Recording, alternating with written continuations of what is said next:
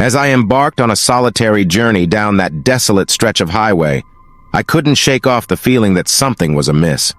The sun had long set, casting eerie shadows that danced across the pavement, and an unsettling chill crawled up my spine. Ignoring my instincts, I pushed forward, determined to reach my destination before the darkness consumed me entirely. Miles passed in silence, the only sound being the rhythmic hum of the engine and the soft whispers of the wind. The world outside my window seemed to stretch into an endless void, the trees looming like silent sentinels, their branches casting long fingers that beckoned me to join them. A sense of unease grew as I realized that I was the only presence on this highway of haunting solitude. Then, as if emerging from the very depths of the night, I spotted a figure ahead, standing in the middle of the road. Panic seized my heart, my grip tightening on the steering wheel. I slammed on the brakes, the screeching tires slicing through the silence. The figure remained motionless, a silhouette against the inky blackness. With my heart pounding, I stepped out of the car and called out to the figure, my voice trembling. "Hello? Are you okay?" No response. I hesitated, taking a cautious step forward. Suddenly, the figure turned, revealing a face contorted in agony. Hollow eyes stared into mine, sending a shiver down my spine. It was as if the very essence of despair had taken form before me.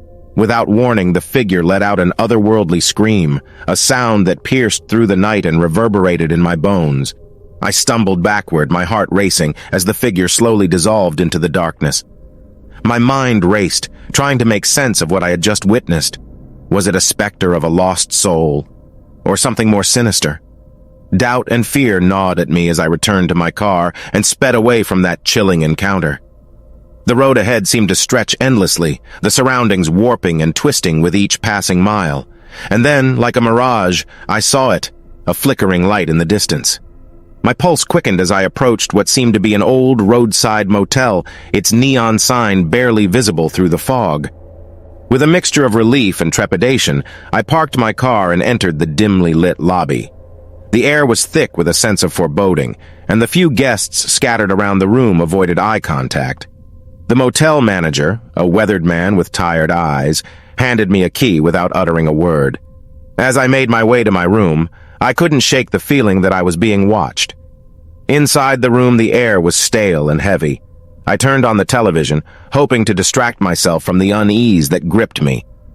But the screen flickered with static, and then the image of the figure I had encountered on the highway appeared.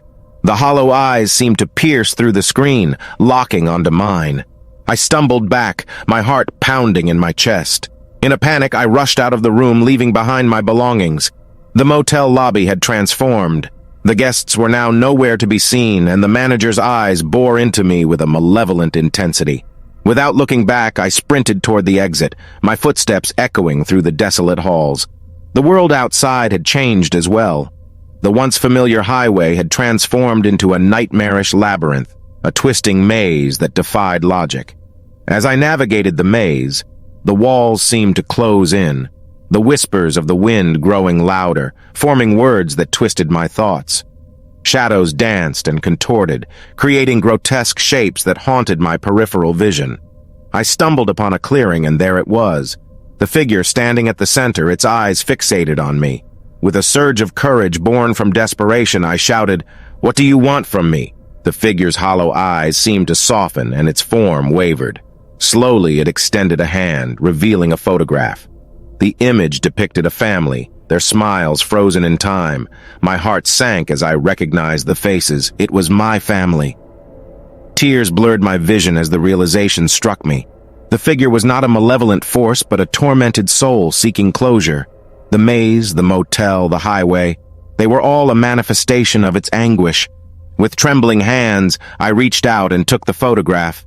As our fingers brushed, a surge of energy coursed through me, and I found myself back in my car, the first light of dawn breaking through the horizon. The highway was no longer haunted by the twisted echoes of the past. The figure had found its peace, and I had played a role in its redemption. As I drove away from that stretch of road, I couldn't help but wonder how many other lost souls wandered those desolate highways, seeking solace from their torment. And so, dear listeners, Remember that the roads we travel hold secrets untold, stories of the past that intertwine with the present. As you drive through the darkness, keep a watchful eye on the shadows, for you never know what restless spirits might be lingering just beyond the edge of your headlights, waiting for someone to listen to their haunting echoes.